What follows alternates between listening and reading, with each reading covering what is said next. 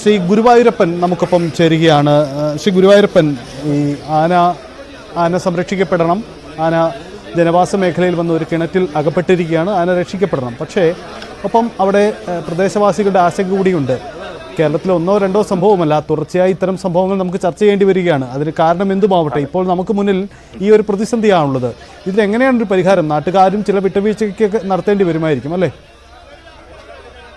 അതെ, അതായത് ഇപ്പോ ആത്യന്തികമായിട്ട് നാട്ടുകാരുടെ ജീവനാണ് അതിൽ പ്രധാനം. അപ്പൊ അതില് നാട്ടുകാരൊരു സംയമനം പാലിക്കുക എന്നുള്ളതാണ് ഇതിൽ ഏറ്റവും പ്രധാനപ്പെട്ട കാര്യം. അതേസമയം അവരുടെ ആശങ്കകൾ പരിഹരിക്കാൻ സർക്കാർ ബാധ്യസ്ഥരുമാണ്. അപ്പൊ അതാണ് ആമുഖമായിട്ട് പറയാനുള്ളത്. പിന്നെ ഈ ആനയെ സംബന്ധിച്ച് ഇപ്പം കുടിവെള്ളം തേടിയിട്ടുള്ള ഒരു യാത്രയാണ്. ഇപ്പൊ ഇവിടെ മാത്രമല്ല, കോതമംഗലത്ത് മാത്രമല്ല, മറ്റെല്ലാ സ്ഥലങ്ങളിലും വനാതിർത്തികളിലെല്ലാം ഈ വന്യജീവികൾ ഇപ്പോൾ കാടിന് പുറത്തേക്ക് വരുന്ന ഒരു സാഹചര്യമുണ്ട്. അപ്പൊ ഇതില് ഒന്ന്, ഈ പ്രദേശത്തെ വനസംരക്ഷണ സമിതികളും ഇക്കോ ഡെവലപ്മെന്റ് കമ്മിറ്റികളെല്ലാം കാര്യക്ഷമമായിട്ട് പ്രവർത്തിക്കുന്നില്ല എന്നുള്ളതാണ് ഇപ്പൊ എനിക്ക് ഇതിനകത്ത് മനസ്സിലായിട്ടുള്ള ഒരു കാര്യം. കാരണം ഇത് നന്നായിട്ട് പ്രവർത്തിക്കുന്ന സ്ഥലങ്ങളിലൊന്നും ഇത്തരത്തില് ഈ മനുഷ്യനും ഈ ഉദ്യോഗസ്ഥരും ഈ മൃഗങ്ങളും തമ്മിലുള്ള വലിയ സംഘർഷങ്ങളില്ല. അപ്പോൾ ഇത് നന്നായിട്ട് പ്രവർത്തിക്കുന്ന സ്ഥലങ്ങള് ആ പ്രദേശങ്ങളിൽ ഇതൊരു ശല്യമായിട്ട് തോന്നിയിട്ടുമില്ല. നാട്ടുകാരെ സംബന്ധിച്ച് ഇനി അഥവാ വന്യജീവികൾ വന്നാല് അത് അവർ കടന്നു പോകാനുള്ള ഒരു മാർഗങ്ങൾ സ്വയം അവിടെ ഒരുക്കാറുണ്ട്. പക്ഷെ ഇവിടെ കോതമംഗലത്തെ പോലെയുള്ള സ്ഥലത്ത് കാലങ്ങളായിട്ട് ഈ കാട്ടാനകൾ ഇറങ്ങുന്ന ഒരു സാഹചര്യമുണ്ട്. അതുപോലെ തന്നെ ഏറ്റവും കൂടുതൽ ഈ ഹ്യൂമൻ എലിഫന്റ് കോൺഫ്ലിക്റ്റുകൾ നടക്കുക എന്നുള്ള ഒരു സ്ഥലം കൂടിയാണ്. കാരണം അങ്ങനെ ആവാനുള്ള ഒരു പ്രധാനപ്പെട്ട കാര്യം എന്ന് വെച്ചാൽ, ഏതാനും വർഷങ്ങൾക്ക് മുമ്പാണ് ഏറ്റവും കൂടുതൽ ആനകൾ വേട്ടയാടപ്പെട്ട ഒരു പ്രദേശമായിട്ട് മൂവാറ്റുപുഴ, കോതമംഗലം, നമ്മുടെ അതിരപ്പള്ളി ഒരു മേഖല ഉണ്ടായിരുന്നത്. അതായത് കാടിനകത്ത് ജനങ്ങളുടെ അല്ലെങ്കിൽ വേട്ടക്കാരുടെ ഒരു സാന്നിധ്യം വളരെ സജീവമായിട്ട് ഉണ്ടായിരുന്നതുകൊണ്ട് തന്നെ ഈ ആനകൾക്ക് മനുഷ്യരെ കാണുന്ന സമയത്ത് ആക്രമിക്കാനുള്ള ഒരു ടെൻഡൻസി കാണും. അപ്പൊ അത് നിരപരാധികളായ ആളുകളാണോ അല്ലയോ എന്ന് നോക്കിയിട്ടല്ല ആനകൾ ആക്രമിക്കുന്നത്. പക്ഷെ എങ്കിൽ പോലും അവര് പരമാവധി സംയമനം പാലിച്ച് അവർക്ക് ഈ കുടിവെള്ളത്തിന് വേണ്ടിയിട്ടുള്ള അല്ലെങ്കിൽ ഭക്ഷണത്തിന് വേണ്ടിയിട്ടുള്ള ഒരു യാത്രയാണ് നടത്തുന്നത്. അങ്ങനെ ഒരു മേഖല ആയതുകൊണ്ട് തന്നെ ഈ ജനങ്ങൾ അല്പം, പ്രത്യേകിച്ച് ഇപ്പൊ അങ്ങ് പറഞ്ഞ പോലെ വേനൽക്കാലം ആയതുകൊണ്ട് തന്നെ ജനങ്ങൾ അല്പം അതിനകത്തൊരു സംയമനം പാലിച്ച് സർക്കാരുമായിട്ട് സെറ്റിൽ ചെയ്യേണ്ട കാര്യങ്ങൾ അത് വേറെ രീതിക്ക് ചെയ്യുകയും ഈ ആനയെ അപകടം കൂടാതെ എന്ന് വെച്ചാൽ ആളുകളിൽ നിന്നും പ്രകോപനം കൂടുതൽ ഉണ്ടാവാത്ത രീതിയിലേക്ക് രക്ഷപ്പെടുത്താനുള്ള ഒരു ശ്രമങ്ങൾക്ക് സഹകരിക്കാൻ വേണ്ടത്. അതിന് സാധാരണഗതിയിൽ നിയമപരമായിട്ട് ജില്ലാ ഭരണകൂടം ഉൾപ്പെടെയുള്ള വനംവകുപ്പ് ഉൾപ്പെടെയുള്ള ഒരു സംവിധാനങ്ങൾ ചെയ്യുന്നത് അല്ലെങ്കിൽ ചെയ്യേണ്ടത്, എനിക്ക് കൃത്യമായിട്ട് അവിടെ ചെയ്തിട്ടുണ്ടോന്ന് അറിഞ്ഞുകൂടാ, ഉണ്ടാവുമെന്ന് പ്രതീക്ഷിക്കുന്നു. നമുക്ക് നിരോധനാജ്ഞ പ്രഖ്യാപിക്കാന്നുള്ളതാണ്. ഈ ആന ഏകദേശം ഒരു 3 കിലോമീറ്ററോളം വനാതിർത്തിയിൽ നിന്നും കടന്നു വന്നിട്ട് ഉള്ള ഒരു സ്ഥലമാണെന്നുള്ളതാണ് നമ്മൾ അറിയാൻ കഴിഞ്ഞത്. അപ്പോൾ ഈ മേഖലയിൽ ജനങ്ങൾ ഒരു സംയമനം പാലിച്ച് ആക്രമാസക്തരാകാതിരിക്കാനും അതുപോലെ റോഡിലിറങ്ങി നമുക്ക് സ്വന്തം ഇഷ്ടപ്രകാരം യാത്ര ചെയ്യാതിരിക്കാനും ഒരു സംയമനം പാലിക്കുകയാണെങ്കിൽ ഈ ആനയെ ഈ കിണറിൽ നിന്നും വളരെ ഈസി ആയിട്ട് രക്ഷപ്പെടുത്തി കാട്ടിലേക്ക് വിടാനായിട്ട് സാധിക്കും.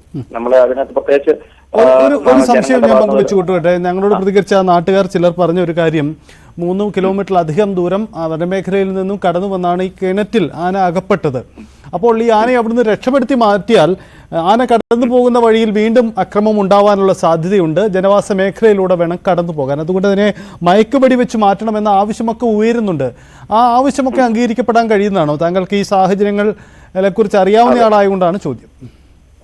അതെ, അതായത് ഞാൻ പറഞ്ഞ ഏറ്റവും സേഫസ്റ്റ് മെത്തേഡ് എന്ന് പറയുന്നത് വെച്ചാൽ ആളുകൾക്ക് എത്ര പ്രബുദ്ധരായിട്ടുള്ള കേരളം എന്നൊക്കെ നമ്മൾ അവകാശപ്പെടുന്നുണ്ടെങ്കിൽ അതില് ആളുകൾ ഒരു സംയമനം പാലിച്ചു കഴിഞ്ഞാൽ ഈ പ്രശ്നങ്ങൾ വളരെ ഈസി ആയിട്ട് സെറ്റിൽ ചെയ്യാനായിട്ട് പറ്റും. കാരണം ആനയ്ക്ക് വന്ന വഴി അറിയാം.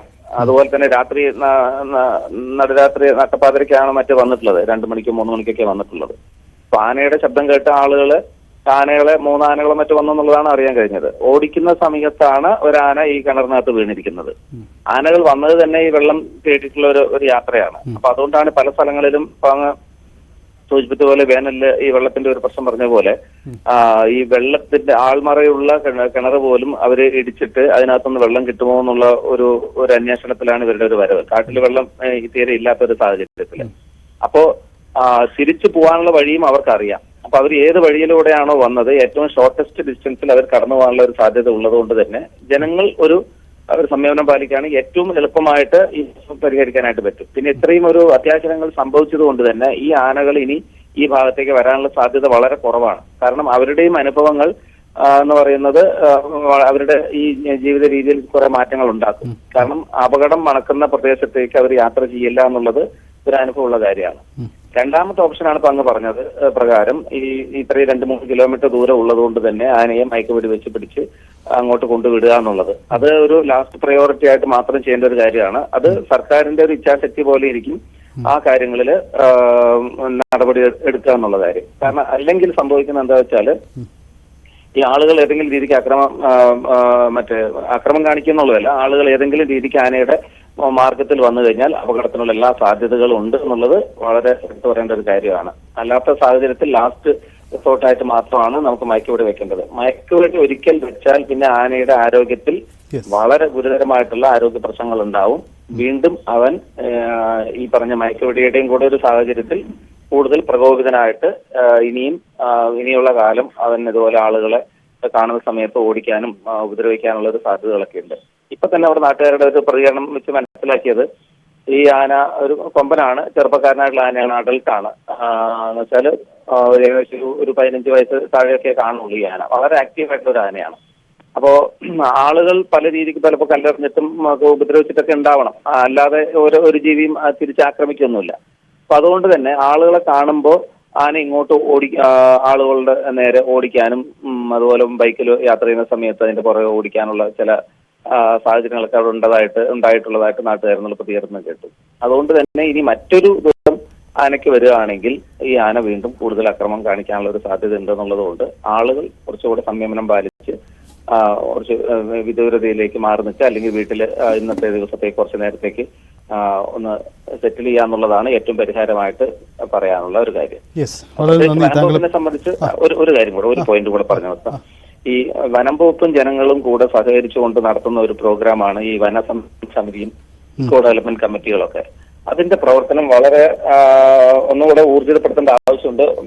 വളരെ ആക്റ്റീവായിട്ട് നടക്കുന്ന സ്ഥലങ്ങളിലൊന്നും ഈ പ്രശ്നങ്ങളില്ല എന്നുള്ളത് ഞാൻ നേരത്തെ സൂചിപ്പിച്ചിരുന്നു. അതും ഈ പ്രദേശത്ത് ചെയ്യേണ്ട ഒരു ആവശ്യമുണ്ട്. അങ്ങനെയാണെങ്കിൽ ഈ ആനകളുടെ വഴിത്താരകൾ ഇപ്പോൾ ജനങ്ങൾക്കും വനാതിർത്തി താമസിക്കുന്ന ആളുകൾക്കും അറിയാം, വനംവകുപ്പ് ഉദ്യോഗസ്ഥർക്കും അറിയാം.